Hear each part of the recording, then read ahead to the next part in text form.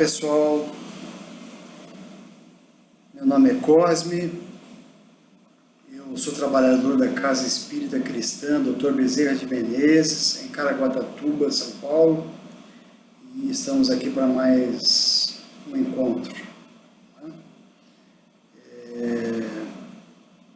Eu tenho alguns avisos rápidos, referente aos trabalhos, às atividades da nossa casa.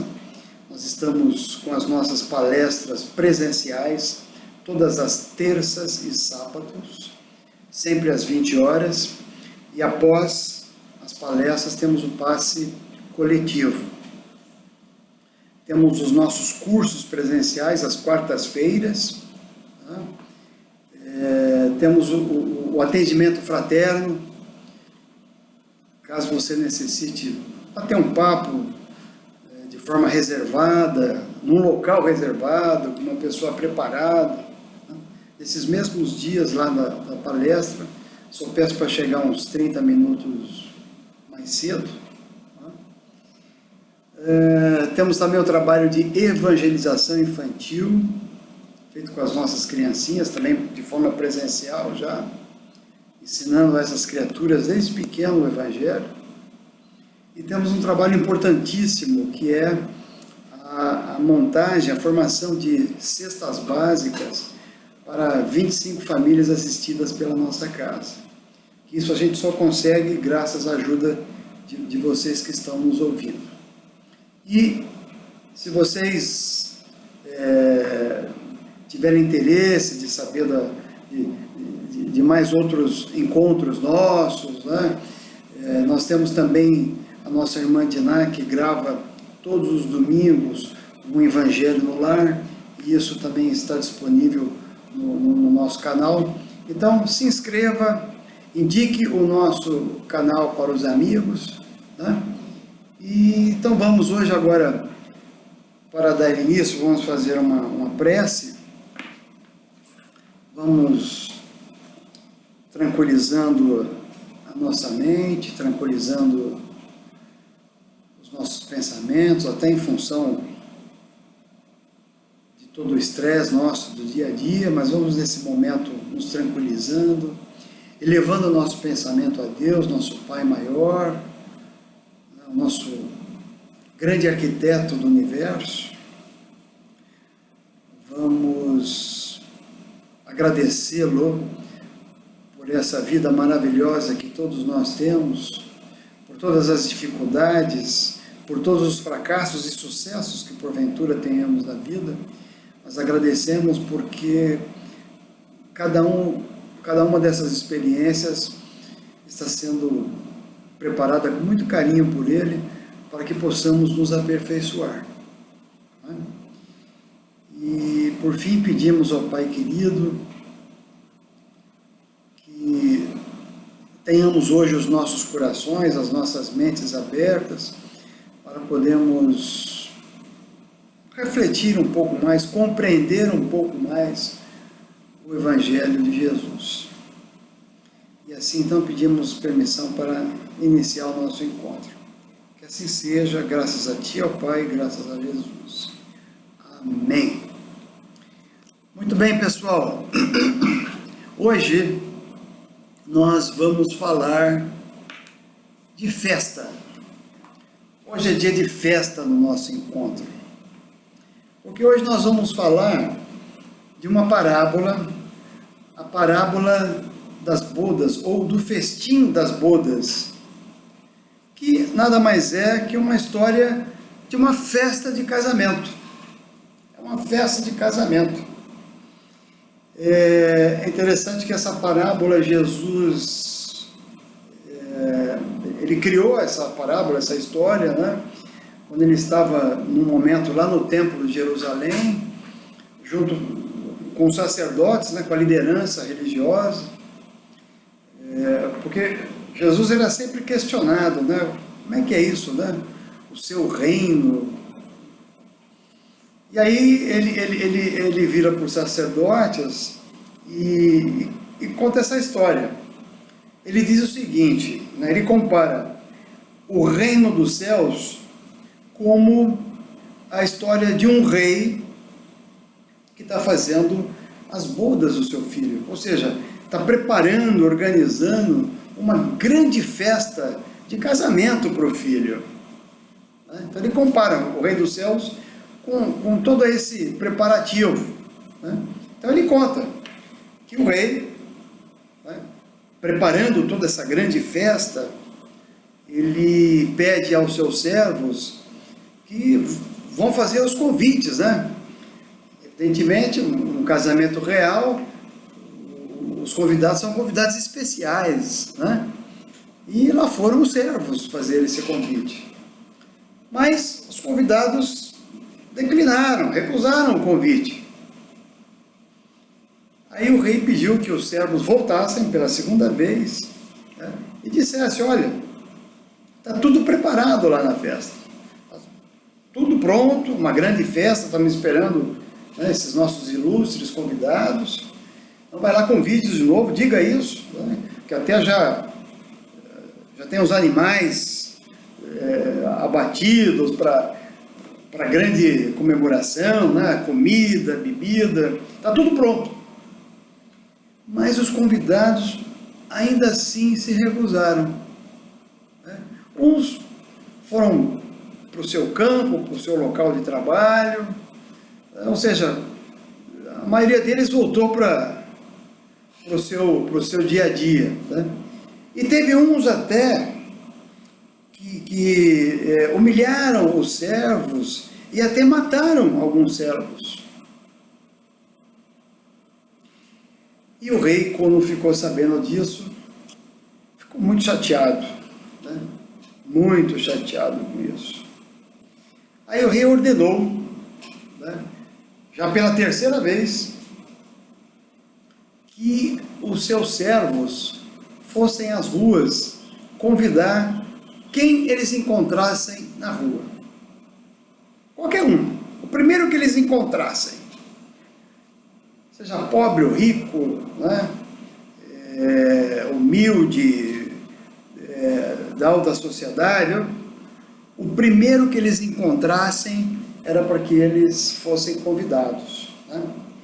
E só um detalhe, lembrando daquele segundo convite, que eu disse que alguns servos foram humilhados e até mortos, O rei, quando ficou sabendo disso, ficou chateado, ele mandou até que destruísse a cidade, destruísse aqueles que mataram seus servos.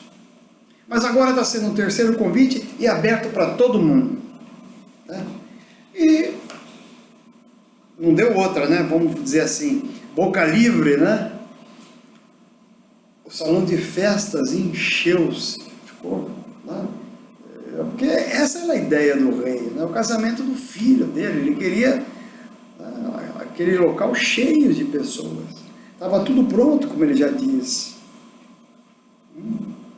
E assim foi, e o rei até ficou satisfeito quando viu aquele monte de convidados, mas ele olhou e identificou uma pessoa que, segundo ele, o rei, essa pessoa não estava muito bem vestida, não estava com trajes nupciais, não estava com uma roupa adequada para aquela cerimônia. E ele foi falar com a pessoa, disse: olha, escuta, como é que você vem aqui, você não está com trajes nupciais? E esse homem ficou calado, não falou nada para o rei. E o rei, ainda furioso, falou: olha, então ordenou aos seus soldados que amarrassem os pés e as mãos daquele homem que, na visão do rei, ele não estava com as vestes adequadas para aquele evento, que amarrassem esse homem e colocassem, ele fala assim, nas trevas externas. Ele fosse jogado nas trevas externas, onde haveria o rangir dos dentes. E ele conclui dizendo que muitos são os convidados, mas poucos os escolhidos. Essa é a historinha que Jesus conta. É uma parábola, Mas por que será, a história, por que a história de um casamento, de um rei, para o seu filho, ou por que a história dos trajes, não é? E aí, parábola, o que é uma parábola? Né? O que é uma parábola? Se a gente pensar, né, Jesus, né, aquele espírito iluminado de grandeza, o nosso grande governador espiritual, né, indicado por Deus, né, o nosso governador aqui da terra, governador espiritual, uma pessoa de uma sabedoria, né, inigualável. Seria bem provável que Jesus ele tivesse condições, ele tivesse recursos vamos dizer assim, pedagógicos até, né, de ensinar as pessoas, de falar para as pessoas com formas que, como disse, com uma pedagogia talvez desconhecida na época e até hoje. Né? Porque eu não sou pedagogo, mas a gente sabe que a própria pedagogia ela foi tendo suas fases de desenvolvimento, né? Me lembro quando falava do construtivismo, etc. Mas o fato é que Jesus, mesmo com essa sabedoria toda, ele decidiu fazer o básico. E o que é o básico, por exemplo, para um professor, uma professora?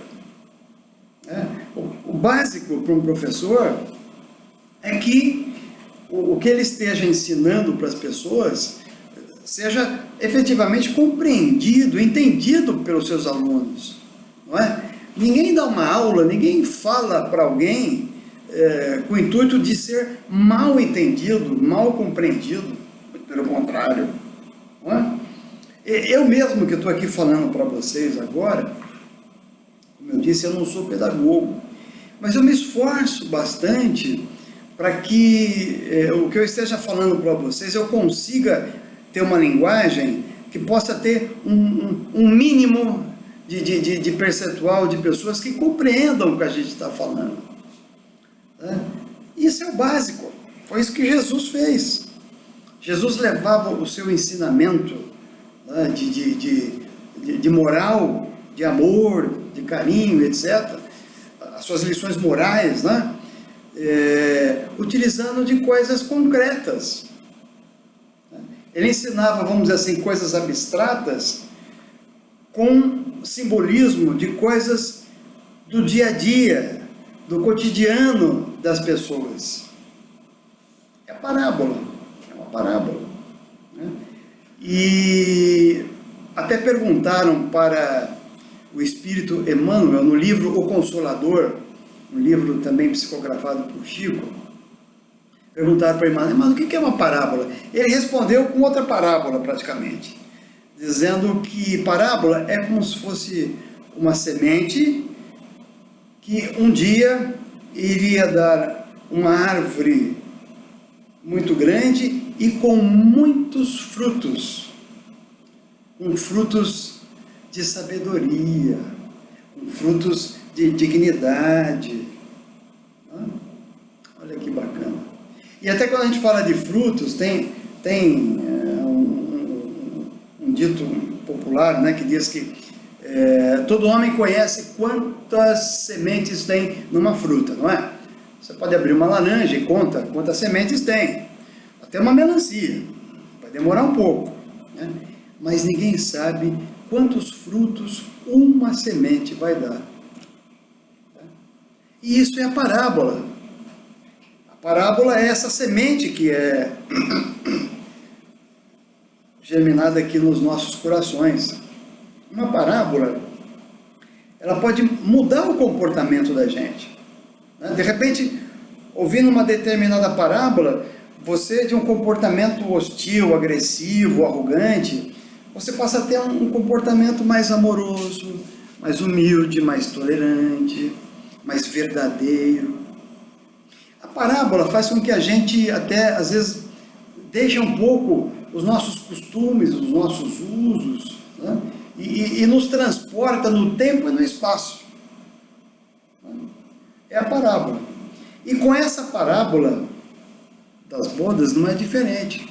Então a gente vai um pouquinho lá no tempo, vamos chegar lá no século I, o primeiro século da existência nossa depois de Cristo, o primeiro século, lá na Palestina, né?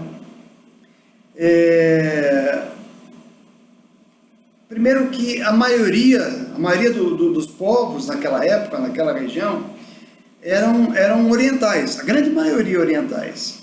Então eles tinham suas próprias tradições, seus próprios costumes, sua própria religiosidade, tinha sua própria língua, não é? Sua própria língua. Nós estamos falando de pessoas que eram agricultores, pescadores, criador de animais, né?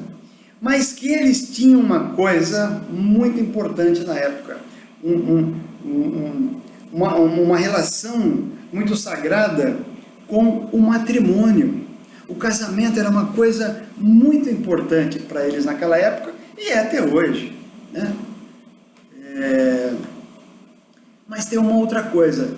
Naquela época, isso a gente vê até através dos profetas no Antigo Testamento, olha que coisa interessante. Quando uma pessoa se aproximava de Deus, era percebido isso pelas pessoas, que determinada pessoa se encontrou com Deus, eles diziam que aquela pessoa tinha realizado um matrimônio. É como se fosse um casamento. Esse encontro de Deus era como se fosse um matrimônio, um casamento. Era o valor da época, né? E quando eu falei dos profetas, tem, por exemplo, o profeta Oséias, né? Ele fala uma frase bem legal. Até para a gente entender, vou explicar rapidamente, né? Lembrando de Israel como que era, né? Num estado só, com todas as suas 12 tribos. Aí, 700 anos antes de Cristo, eles brigaram e dividiram. Ficou o pessoal do norte sediado em Samaria e no sul, né? Em Judá, em Jerusalém, né? E continuaram brigando. Essa história, inclusive, tem a ver depois com a parábola dos samaritanos, né? Porque tem aqui a região de Samaria. Mas eles brigavam, se matavam, mais de 700 anos, ao ponto de que lá no sul tinha o templo de Jerusalém, no norte eles criaram um outro templo para que o pessoal não fosse, um não fosse no templo do outro e não se matasse. Aí Oséias diz o seguinte, que Samaria e Jerusalém era como se fossem duas esposas e que teriam abandonado seus maridos e praticado a prostituição. Olha como era importante a relação do matrimônio e a relação com Deus. É evidente que a prostituição aqui não tem nenhuma conotação sexual, né? Do que Oséias está dizendo é o fato, né, esses dois povos, eles se separaram de Deus, eles se divorciaram de Deus e se prostituindo, vamos dizer assim, se vendendo a troco de outros valores territoriais, financeiros, tá? E se separaram. Então, veja só o quanto era importante a questão do matrimônio e até deles considerarem isso, né, a aproximação de Deus, um casamento. Então fica até fácil a gente entender porque Jesus na parábola utilizou isso, né, essa figura de linguagem do casamento. Tá? E tem até duas curiosidades que é o seguinte.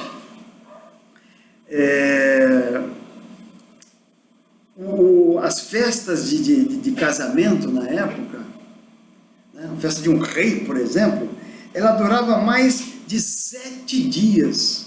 Era um festão, né?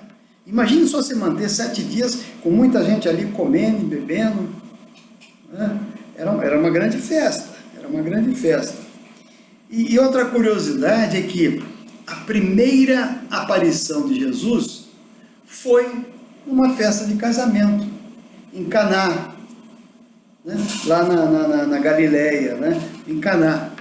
E ele, quando chegou lá, João Batista, o seu apóstolo, quando encontrou com Jesus, ele chamou Jesus de o noivo e um amigo. Até que ele fala que ele se sentia muito prazer em servir o amigo, né? Então, está aí a história do casamento, né? Mas o que simboliza nessa história aí, né? Quem que é o rei nessa parábola que Jesus está dizendo? O rei é Deus. Quem é o filho que o rei está promovendo essa festa de bodas, o casamento? É Jesus. Então o que acontece? Deus está nos convidando para uma grande festa de casamento do seu filho Jesus com a humanidade. E esses convites foram feitos, como continuam sendo até hoje, né? Esse convite para o nosso encontro com Deus, nessa festividade dele com Jesus, com a humanidade, já era feito lá atrás, né? Lá atrás. Então, vamos lá, quando ele conta na história que o rei mandou os servos fazer os convites, né? Os servos, a gente pode dizer, lá atrás, os primeiros servos, né? Os profetas, os apóstolos, né? Que foram fazer o convite para as pessoas, né? Da palavra de Deus, do conhecimento de Deus, de Jesus, etc. Né? Eram os profetas. E quem eram os convidados? Os primeiros convidados que o rei fala, né? Eram os sacerdotes na época, né? Eram os sábios, eram, vamos dizer assim, os formadores de opinião na época, as pessoas que tinham conhecimento, que tinham sabedoria, né? Eram esses que os servos foram levar essa palavra de Deus. E que na época, a gente sabe, muitos deles se recusaram a esse convite. E aí, quando fala que alguns até maltrataram alguns dos seus servos, né? E mataram, isso até ocorreu. Muitos dos apóstolos, dos profetas, nessa de levar a palavra de Deus, eles foram mortos por estar divulgando a palavra de Deus. Então essa simbologia vem se encaixando na história, né? Porque Deus é bondoso, Deus não ia lá, né, matar ninguém, por exemplo, né? E quando fala aqui que matou, ele levou um exército e matou aqueles convidados que mataram seus servos, né? A bem da verdade, o que matou aquelas pessoas foi a sua própria consciência. O que matou não foi Deus, foi a lei, as leis divinas, uma delas a lei de causa e efeito, né? As pessoas acabaram por sofrer em função do mal que eles fizeram, né? E aí a gente continua com essa parábola, né? Mas a história do casamento dá para entender legal, né? Mas tem agora uma parte que eu acho que é o cerne dessa parábola, a essência, que ele fala das vestes, né? Porque, note bem, era de se esperar pelo rei que alguém viesse ali com uma roupa não muito adequada, não é? Convidou todo mundo vai lá, né? Mas o que será que significa aquelas vestes lá, né? O que será que Jesus estava querendo nos dizer com aquelas vestes? E ainda amarrou as mãos e os pés daquela pessoa e mandou que colocasse nas trevas externas. A gente já começa a pensar em algumas coisas, né? Bom, primeiro que as vestes que se referem nessa parábola são as vestes do amor, né? Do carinho, da compreensão, né? Era aquilo que se esperava das pessoas que estavam indo voluntariamente naquela festa de casamento, né? Mas já a gente sabe na época que tinham, vamos dizer assim, aquelas pessoas, os aproveitadores, né? Diria talvez até os falsos profetas, né? Pessoas que talvez fossem naquela festa, mas não com o intuito de celebrar, agora falando do simbolismo, né? Essa união de Jesus com a humanidade. E o rei, que era Deus, observando aquela falsa veste daquele convidado, pediu que ele fosse retirado. Foi isso. E quando fala de amarrar os pés e as mãos, é no sentido de que bloqueasse, de que aquela pessoa não pudesse mais continuar com essas más tendências dela. Né? Até para entender um pouco melhor isso, e até quando ele fala das trevas, né, a gente agora aqui tem que falar um pouco de uma obra, de uma das mais de 450 obras do nosso querido Chico Xavier, né, das psicografias.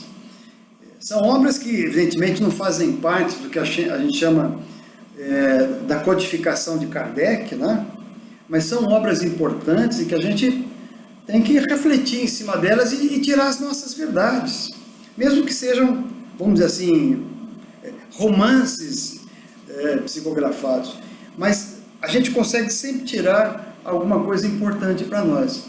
E a obra que nós vamos falar rapidamente, é O Nosso Lar. Muita gente aqui já conhece, já ouviu falar, né? Mas para quem não conhece, eu vou dar uma sinopse bem rápida do que eu quero utilizar para essa figura, para esse simbolismo das vestes. Né? Esse livro, Nosso Lar,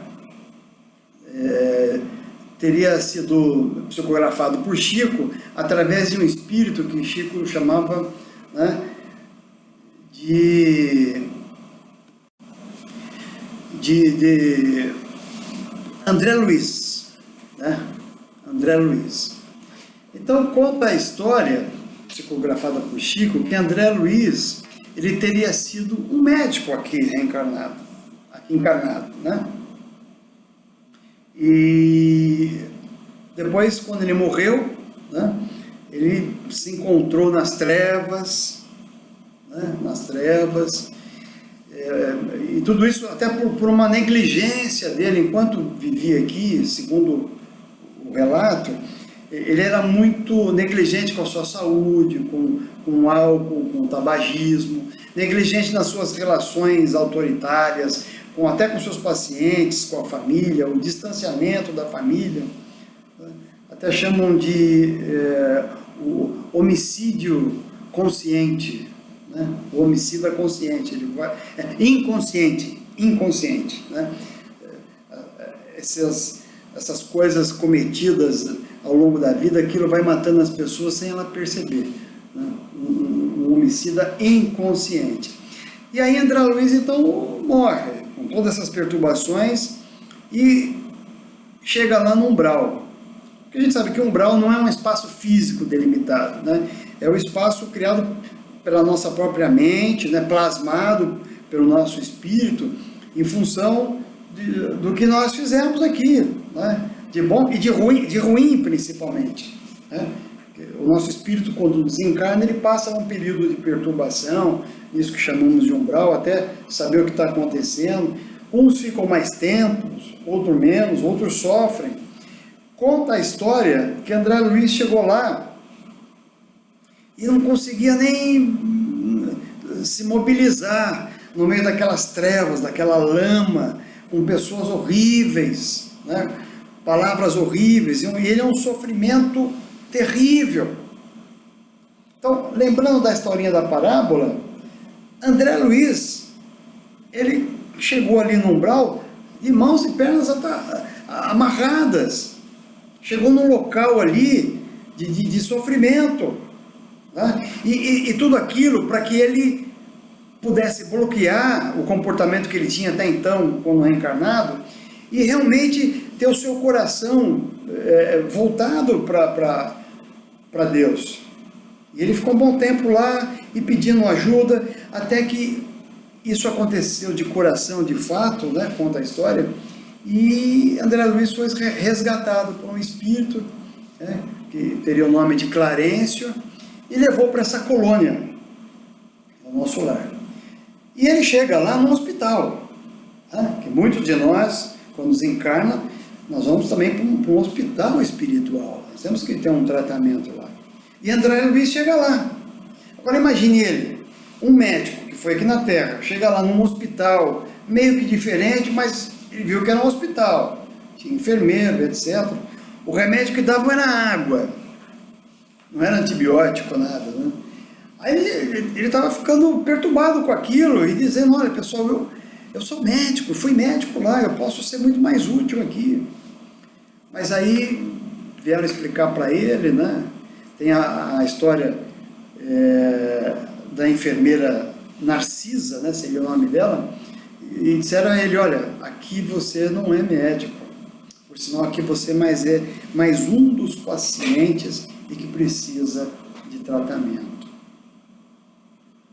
O que aconteceu, André Luiz, nessa simbologia da parábola? Ele também chegou lá sem as suas vestes de médico que ele tinha aqui, né? Porque com certeza com a veste material de médico, as portas até se abriam, só que lá no plano espiritual ele não tinha mais esse tipo de vestimenta, vamos dizer assim. E ele sofre com aquilo, né? Aí, encurtando a história, ele queria trabalhar como médico, mas lá ele não era médico. Ele foi fazer a faxina, limpava, varria a enfermaria, e depois, com muito trabalho, com muita dedicação, ele chegou a ser o auxiliar da enfermagem. E André Luiz conta a história que ele sempre dizia assim, não, eu quero voltar lá para a Terra, eu quero ver a minha casa, eu quero ver a minha esposa, eu quero ver os meus filhos. Mas ele, no começo, não estava preparado para isso, né? Porque o espírito ele tem que ter esse preparo, né? Para poder retornar aqui. Mas aí, num determinado momento, até autorizaram que ele viesse aqui à Terra. Aí André Luiz chega na casa, que ele dizia que era dele, né? Ele chega na casa dele, ele já primeiro ele leva um choque, porque ele encontra a esposa dele com um outro marido. Um outro marido na casa, que ele considerava que era dele ainda, no quarto, na cama, que ele achava que era dele ainda. Ou seja, ele encontrou ali a esposa já com outras vestes. Percebe a simbologia? Com outras vestes. Ele ficou mais chocado ainda quando encontrou os filhos. Os filhos já estavam também com outras vestes, as vestes de uma relação mais amorosa, mais carinhosa com o padrasto, coisa que não tinham com o próprio André Luiz. Ele entrou em choque, o espírito dele se perdeu, chegou a voltar para aquela região das trevas, para o umbral, ficou ali um tempinho, mas como ele já tinha tido esse estágio lá no nosso lar, ele foi logo resgatado. Aí conta que mais para frente ele, muito mais preparado, voltou lá onde teria a família, conseguiu entender melhor as vestes que cada um tinha naquele momento e estavam felizes, e ele também com uma veste diferente, e voltou lá para o nosso lar, e vida que segue. Então, meus amigos e minhas amigas, essa questão das vestes merece a gente refletir bem, né? Até extrapolar um pouco dessa simbologia que a gente falou agora, porque muitas vezes nós, né, intitulamos uma pessoa pelas vestes, não é? A gente encontra uma pessoa de branco na rua, você fala, é médico ou profissional de saúde, ou pai e mãe de santo, né, que já está mais difícil de encontrar na rua, né? Mas você vê um homem vestido de paletó e gravata, ainda mais aqui onde eu moro, no litoral, deve ser advogado. Você encontra uma pessoa na rua com um macacão colorido, laranja, uma botina, um bonezinho também da cor do macacão. a gente pode deduzir até que ele seja um gari, né? Uma pessoa da limpeza pública. Até aí, tudo bem, né? Mas aí eu pergunto a você, será que nós olhamos essas pessoas com o mesmo olhar? Será que nós olhamos essa pessoa que nós carimbamos como o nosso gari, que é importante para a sociedade? Será que olhamos para ele da mesma forma que olhamos para o médico, para o advogado, para o engenheiro, para o administrador de empresas, etc, etc? Será que a gente olha assim? Porque muitas vezes nós estamos nos trajando, né? Por exemplo, dos títulos que eu tenho, do meu doutorado, do meu título, do cargo que eu tenho na empresa. De repente eu estou me trajando pela casa que eu tenho, pelo carro que eu tenho na minha garagem, pelas roupas que eu estou usando.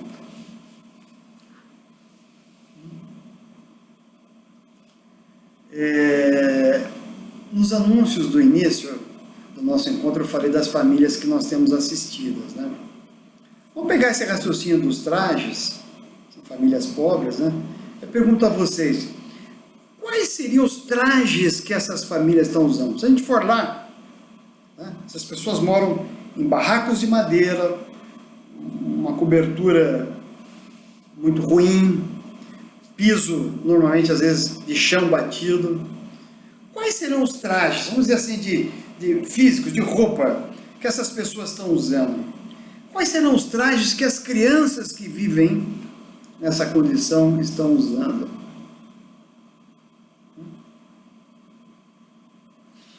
Porque é o seguinte, dentro daqueles trajes existem espíritos, assim como nós, como eu, como você, espíritos que estão aqui, tá, em processos de evolução, em busca da felicidade, etc, etc.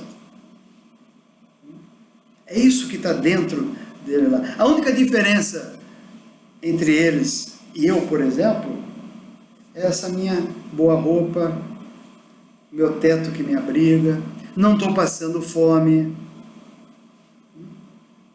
Mas tem a questão dos trajes, não é? E quando falamos dessa simbologia dos trajes, né, eu me lembro, eu gosto muito de citar um exemplo que o Haroldo Dutra, um palestrante espírita, muito importante, né, ele sempre fala, né, ele fala da banana. Quem gosta de banana, né, pega uma banana, descasca, come a fruta e joga a casca fora. Não é assim? Mas quando nós estamos debruçados no estudo do Evangelho, quando nós estamos debruçados no entendimento de uma parábola dessa, no entendimento de Jesus, numa simbologia dessa, a gente pega uma banana, tira a casca, joga a fruta fora e come a casca. E ainda reclama que é ruim, que é indigesta. Ou seja, nós ficamos muito envolvidos com o invólucro, com essas vestes, e esquecemos da essência das pessoas e a essência que cada um de nós temos. Então, para a gente aqui terminar esse nosso bate-papo, eu conclamo a todos vocês, né, a participarem dessa grande festa, né, a aceitarem esse convite para nos aproximar de Deus e de Jesus, né, e celebrarmos. Né, se a gente, por exemplo, tiver uma melhora no comportamento nosso, já é motivo de celebração, porque isso está nos aproximando de Deus, né? Isso já está nos tornando uma pessoa melhor, não é? Então a gente tem que celebrar. Então que esses convites são feitos até hoje, todo dia, a cada instante, Deus nos faz esse convite. E com servos que às vezes nós nem percebemos. Então vamos ficar atentos a esse convite, Mas para que a gente possa participar dessa festa de coração, nós temos que nos despir das nossas vestes, nós temos que nos despir do nosso orgulho, da nossa vaidade, da nossa arrogância, da nossa prepotência e outras más tendências que a gente possa ainda ter aqui, né? Porque não esqueçam, meus amigos e minhas amigas, né? Muitos de nós são os convidados, mas pouco de nós serão efetivamente reconhecidos pelo nosso Pai querido. Ok? Aqui a gente encerra. Vamos agora fazer uma prece para finalizar esse nosso encontro. Vamos agradecer ao Pai querido por esse banquete que nos foi oferecido hoje, né? Agradecemos por esses convites que recebemos todos os dias e que recebemos exatamente hoje nesse nosso encontro, para que pudéssemos estar celebrando aqui esse matrimônio, né, com Jesus e a humanidade. E pedimos, Pai amado, que continue nos emitindo bons fluidos, que continue nos dando a sua amorosa assistência, para que possamos efetivamente nos revestir dos trajes do amor, do carinho, da compreensão.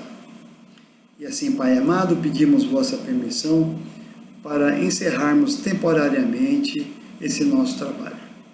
Obrigado, Pai amado, obrigado, Jesus, que assim seja. Amém. Gente, tchau, um beijo no coração.